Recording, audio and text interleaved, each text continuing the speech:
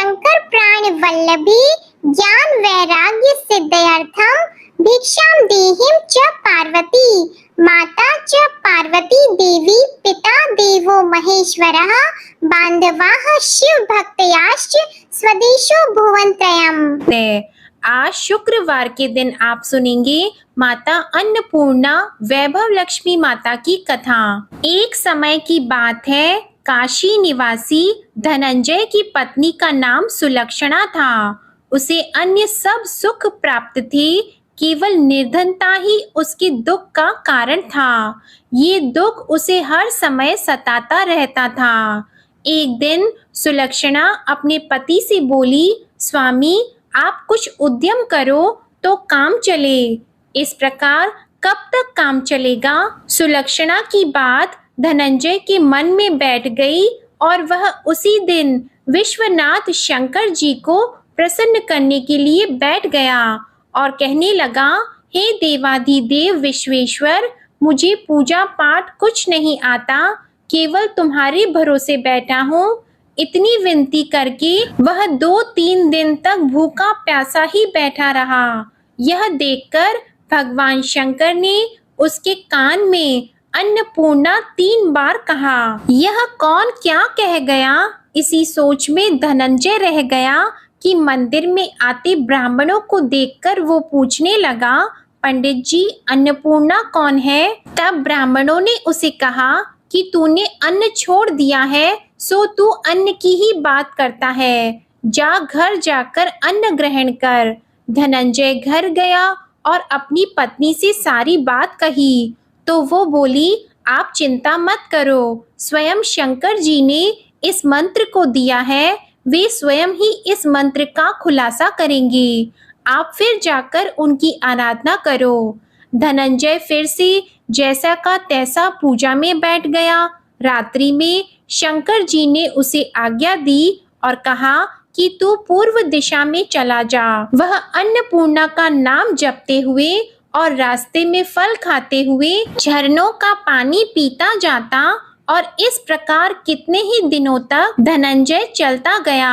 वहां उसे चांदी सी चमकती वन की शोभा देखने में आई और उसे सुंदर सरोवर भी दिखा। उसके किनारे कितनी ही अप्सराएं आई झुंड बनाए बैठी थी। एक कथा कहती थी और सब माँ अन्नपूर्णा इस प्रकार बार बार नाम जपती थी।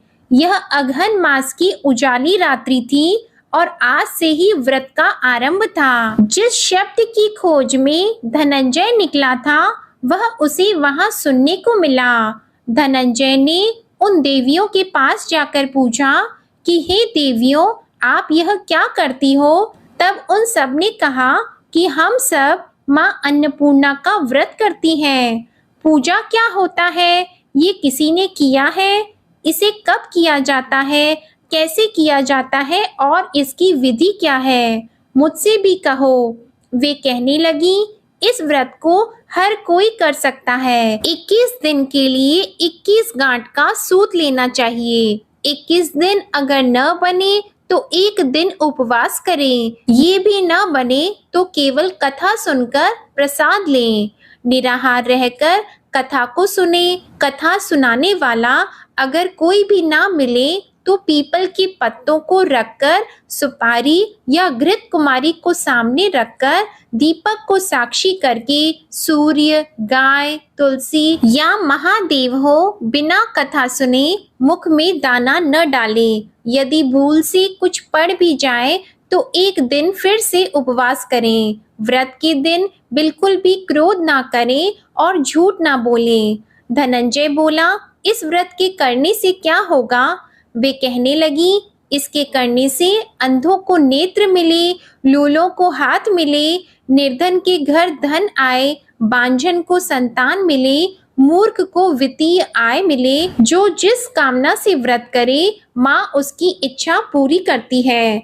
वह कहने लगा, बहनों, मेरे भी धन नहीं है, विद्या नहीं है, कुछ भी तो नहीं है। मैं तो दुखिया ब्राह्मण हूँ, मुझे इस व्रत का सूत दोगी? तब उन्होंने कहा, हाँ भाई, तेरा कल्याण हो, मैं तुझे सूत देती हूँ। इस व्रत का मंगल सूत्र लो। धनंजय ने व्रत किया। व्रत पूरा हुआ तभी सरोवर में से 21 खंड की स्वर्ण सीढ़ी हीरा मोती जड़ी हुई प्रकट हुई। धनंजय जय अन्नपूर्णा माँ कहता जाता इस प्रकार वह कितनी ही सीढ़ियां उतर गया तो देखा कि करोड़ों सूर्य से प्रकाश माँ अन्नपूर्णा का मंदिर है।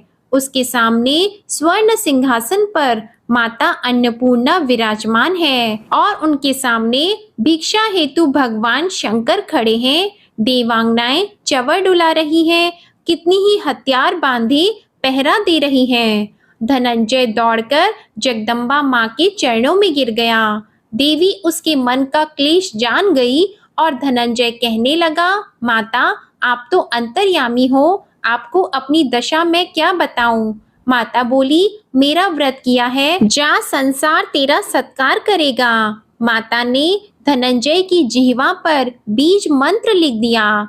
अब उसके रोम रोम में विद्या प्रकट हो गई। माँ का वरदान लेकर धनंजय घर आया। सुलक्षणा से सभी बातें कही। माताजी की कृपा से उसके घर में संपत्ति आने लगी। छोटा सा घर बहुत बड़ा गिना जाने लगा और उसके घर अनेक सगे संबंधियों ने आकर उसकी बढ़ाई की। उससे कहा कि इतना धन और इतना बड़ा घर होने पर अगर संतान नहीं है तो इस कमाई का भोग कौन करेगा। सुलक्षणा से संतान नहीं है, इसलिए तुम दूसरा विवाह कर लो। अनिच्छा होते हुए भी धनंजय को दूसरा विवाह करना पड़ा और सती सुलक्षणा को सौत का दुख उठाना पड़ा। इस प्रकार दिन बीतते गए। फिर नए बंधन से बंधे पति से सुलक्षणा ने कहलाया कि हम व्रत के प्रभाव से सुखी हुए हैं, इस कारण यह व्रत छोड़ना नहीं चाहिए।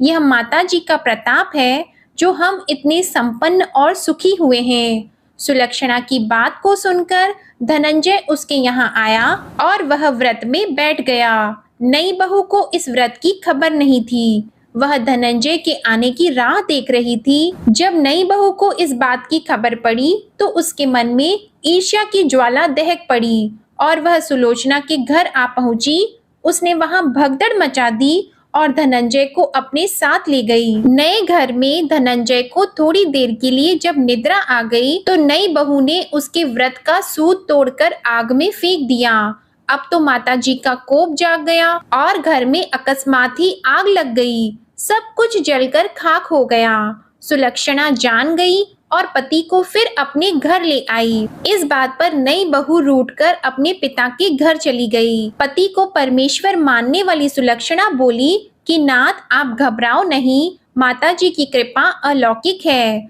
पुत्र कुपुत्र हो सकता है पर माता कभी भी कुमाता नहीं होती। अब आप श्रद्धा और भक्ति से आराधना शुरू करो, वे हमारा कल्याण करेंगी। धनंजय फिर माता के पीछे पड़ गया और वह सरोवर सीढ़ी प्रकट हुई। उसमें वह माँ अन्नपूर्णा कहकर उतर गया। वहां जाकर वह माता जी के चरणों में वंदन और रुदन करने लगा। माता प्रसन्न हुई और बोली कि ये मेरी स्वर्ण की मूर्ति ले, उसकी पूजा करना, तुम फिर से सुखी हो जाओगे। जाओ मैं तुम्हें आशीर्वाद देती हूँ। तेरी स्त्री सुलक्षणा ने श्रद्धा से मेरा व्रत किया है, उसे मैंने पुत्र दिया है।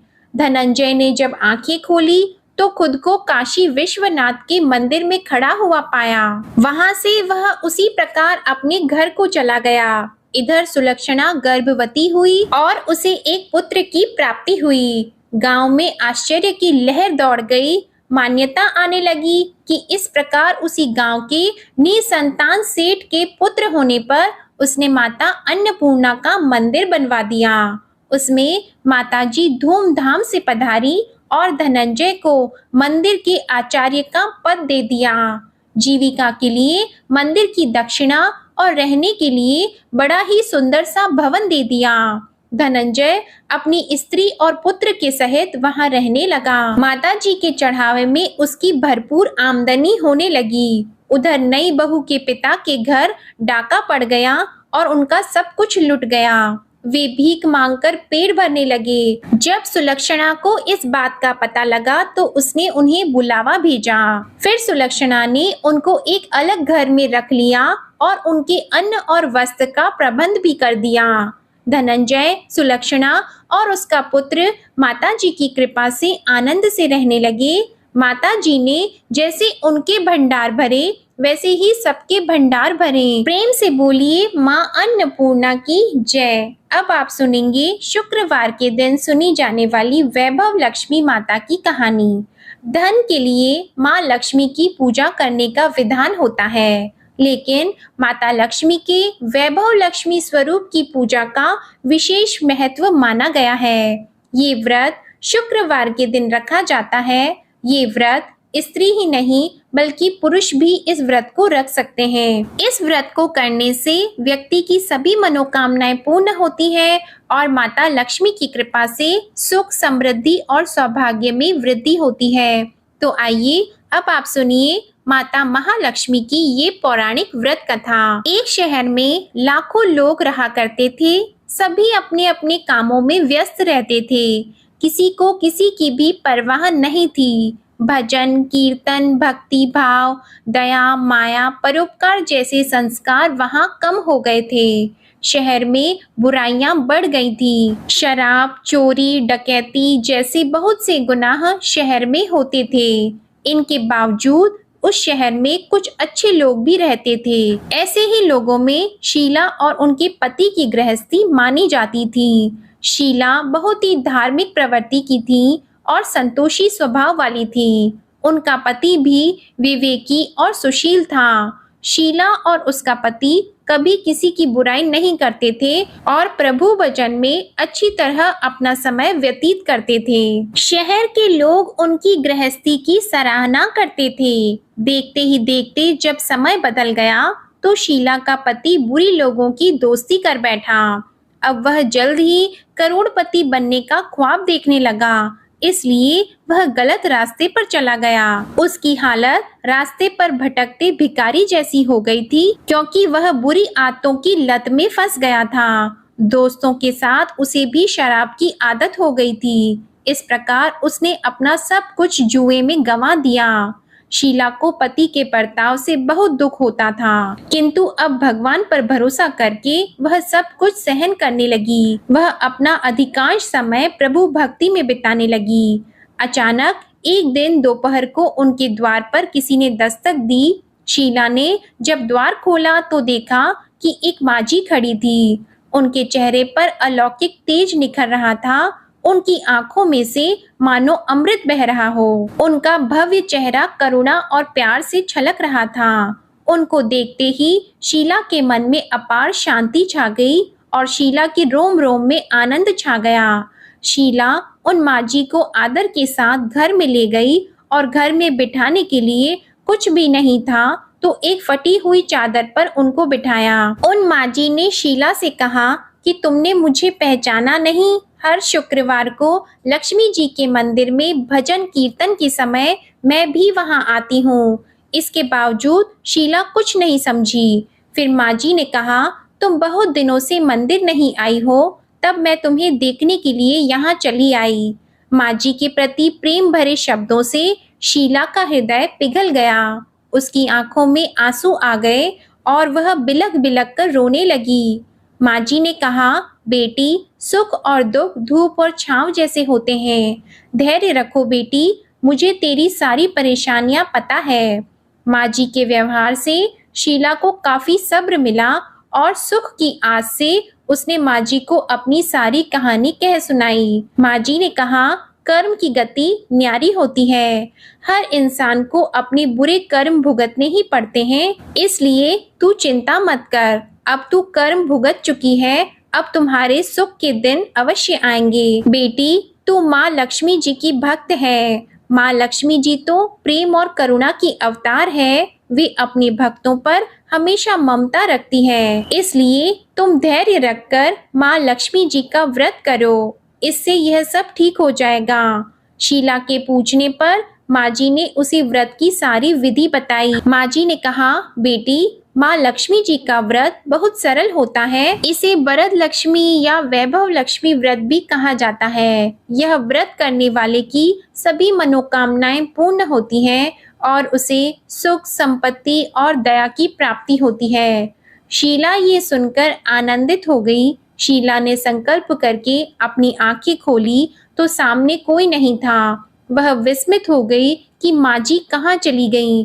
शीला को तत्काल ये समझते देर नहीं लगी कि माँ जी और कोई नहीं, साक्षात माता लक्ष्मी जी ही थी। दूसरे दिन शुक्रवार का दिन था। सवेरे स्नान करके स्वच्छ वस्त्र पहनकर शीला ने माँ जी के द्वारा बताई गई विधि से पूरी श्रद्धा से इस व्रत को किया और आखिर में प्रसाद का वितरण किया। जब उस प्रसाद को उसने अपने पति को खिलाया तो उसके पति के स्वभाव में फर्क पड़ गया। उस दिन उसने शीला को ना मारा और ना ही उसे सताया। शीला को बहुत आनंद हुआ और उसके मन में वैभव लक्ष्मी व्रत के लिए श्रद्धा और भी बढ़ गई। शीला ने पूरी श्रद्धा और भक्ति से 21 शुक्रवार तक वैभव लक्ष्मी का व्रत किया। 21वें शुक्रवार को माँ जी के कहे मुताबिक उद्यापन विधि करके 7 स्त्रियों को वैभव लक्ष्मी व्रत की 7 पुस्तकें उपहार में दी। फिर माता जी के धन लक्ष्मी स्वरूप की छवि को वंदन करके भाव से मन ही मन प्रार्थना करने लगी। हे माँ धन लक्ष्मी, मैंने आपका वैभव लक्ष्मी व्रत करने की मन्नत मांगी थी। मैंने इस व्रत को पूर्ण किया है। हे माँ, मेरी हर विपत्ति दूर करो, हमारा सबका कल्याण करो। जिसे संतान न हो उसे संतान देना, सौभाग्यवती स्त्री का सौभाग्य अखंड रखना, कुंवारी कन्या को मन भावन पति देना।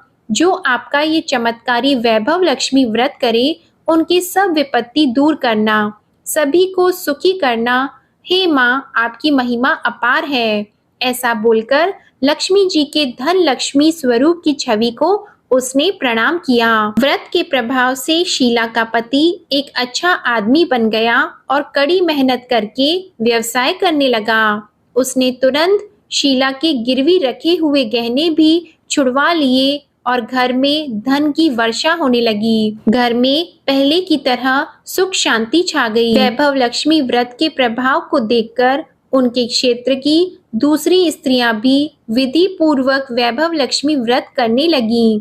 वैभव लक्ष्मी व्रत 7, 11 या 21 जितने भी शुक्रवारों की मन्नत मांगी हो उतने शुक्रवार तक यह व्रत पूरी श्रद्धा तथा भावना के साथ करना चाहिए। आखिरी शुक्रवार को इसका शास्त्र विधि के अनुसार उद्यापन भी करना चाहिए और आखिरी शुक्रवार को प्रसाद में खीर बनानी चाहिए। जिस प्रकार हर शुक्रवार को हम पूजन करते हैं वैसे ही पूजन भी करना चाहिए। पूजन के बाद माँ के सामने एक श्रीफल को फोड़ें, फिर कम से कम 7 कुंवारी कन्याओं को या सौभाग्यशाली स्त्रियों को कुमकुम का तिलक लगाकर माँ वैभव लक्ष्मी व्रत कथा की पुस्तक को एक प्रति उपहार में देना चाहिए और सबको खीर का प्रसाद भी देना चाहिए। इसके बाद माँ वैभव लक्ष्मी को श्रद्धा के साथ प्रणाम करें। फिर माता जी के धन लक्ष्मी स्वरूप की छवि को वंदन करके भाव से मन ही मन प्रार्थना करें कि हे माँ धन लक्ष्मी, मैंने आपका वैभव लक्ष्मी व्रत करने की मन्नत मांगी थी, ये व्रत आज पूर्ण किया है। हे माँ, हमारी जो मनोकामना हो उसे अपने मन में बोलें। हमारी उस मनोकामना को पूर्ण करो, हमारी हर विपत्ति दूर करो, हम सबका कल्याण करो। जिसे संतान न हो उसे संतान देना, सौभाग्यवती स्त्री का सौभाग्य अखंड रखना, कुंवारी लड़की को मन भावन पति देना और जो आपका ये चमत्कारी वैभव लक्ष्मी व्रत करता है उसकी सब विपत्ति को दूर करना, सभी को सुखी करना। हे माँ, आपकी महिमा अपार है, आपकी जय हो। ऐसा बोलकर माँ वैभव लक्ष्मी जी के धन लक्ष्मी स्वरूप को प्रणाम करें। जय माता दी। ये थी आज की अन्नपूर्णा माता और वैभव लक्ष्मी व्रत की कथा। माता लक्ष्मी आप सभी पर अपनी कृपा बनाए रखें। आपको ये कथा पसंद आई हो तो प्लीज वीडियो को लाइक करें और चैनल को भी सब्सक्राइब करें। धन्यवाद।